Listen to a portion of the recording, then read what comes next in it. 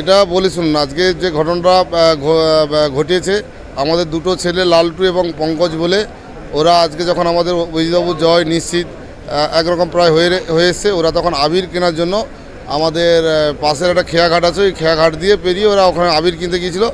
কিন্তু তৃণমূলের ওখানে বেশ কিছু লোকজন জমায়েত ছিল, তার মধ্যে আমাদের বাগচা এলাকার বেশ কিছু দুষ্কৃতকারী যারা এখনও পর্যন্ত ঘরছাড়া আছে, পিন্টু প্রধান নান্টু প্রধানের ভাইয়ের ওইখানে ছিল।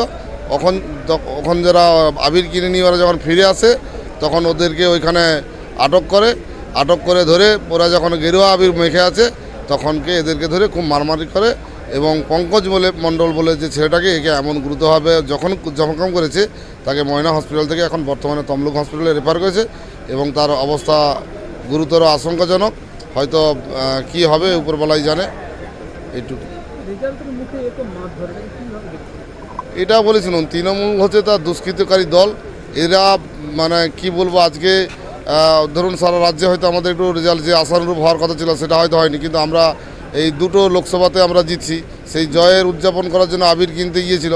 কিন্তু তৃণমূল দুষ্কৃতীরা সেইটুকুকে করেনি, তারা যেহেতু ঘরছাড়া আছে আজকে সেই এলাকায় আমাদের লোকজন যাওয়ার জন্য তাদেরকে মেরেছে। আমরা এদেরকে হুঁশিয়ারি দিতে চাই এবং জানাতে চাই যে ভাই, তোমরা যদি এইরকমভাবে বাড়ির বাইরে থাকার পরেও করো, তোমাদেরও বাড়ি ফিরতে হবে এবং তোমাদের এলাকায় বাড়িতে লোকজন আছে। তাই আমরা পুলিশ প্রশাসনের উপরে বিশ্বাস এবং ভরসা আছে যে ওনাদের উপরে আপাতজনক দ্রুত ব্যবস্থা নেয়।